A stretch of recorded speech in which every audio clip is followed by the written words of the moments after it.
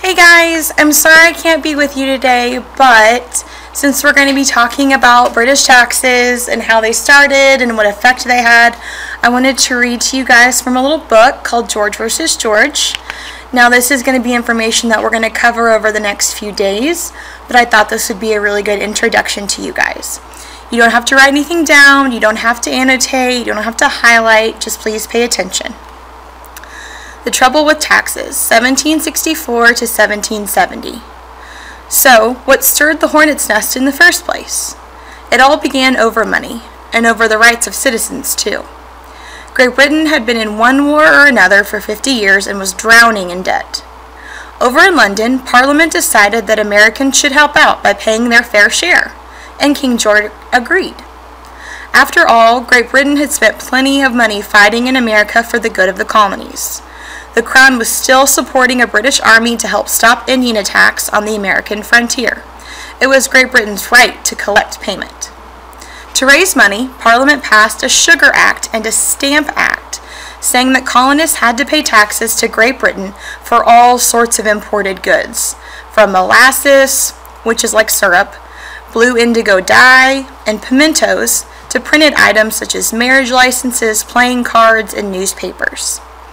Similar taxes were often collected in England, but the colonists were already paying separate taxes to cover their own war debts and to run the colonies. A lot of them thought paying twice wasn't one bit fair. Besides, they believed it was against the British Constitution. Ever since the Middle Ages, English law had said that there should be no taxation without representation. This meant that citizens could never be taxed unless their elected representatives voted to pay. The colonists were British citizens, and the law guaranteed them the rights of Englishmen.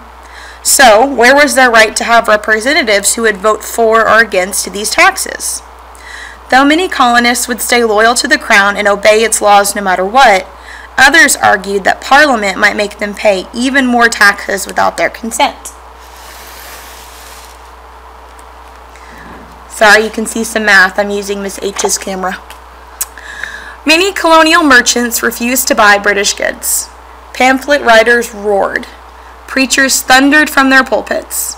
Angry members of an organization called the Sons of Liberty stripped royal office holders naked and covered them with hot tar and goose feathers.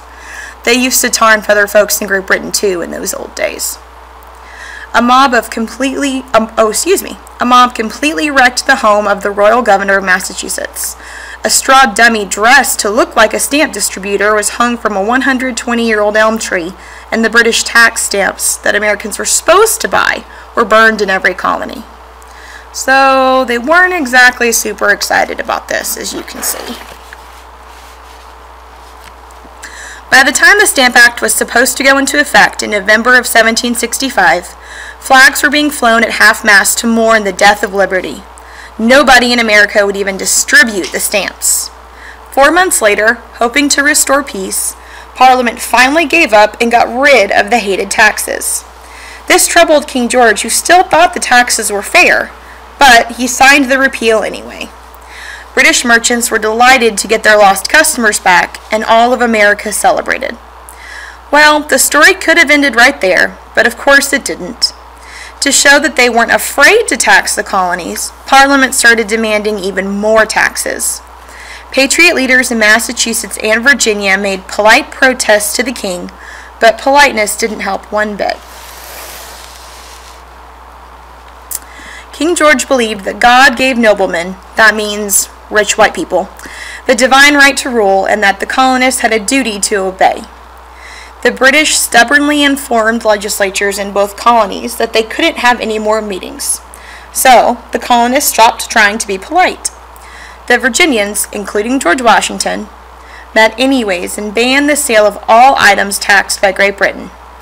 Colonists smuggled in untaxed goods from other countries, which was illegal, and they made lots of their own goods instead of buying British ones. A women's group called the Daughters of Liberty supported the cause by weaving their own cloth, making their own ball gowns, and brewing their own Liberty tea out of sassafras flowers. Girls, imagine if you had to make your own clothes. I don't think I'd do a really good job of it. King George was sure that certain gentlemen who pretended to be patriots in Massachusetts were no more than criminals, so he sent a fleet of warships to Boston to make them behave. 700 soldiers wearing fancy uniforms soon paraded up Boston streets with muskets on their shoulders. Whenever they went off duty, many stole, drank, and chased women.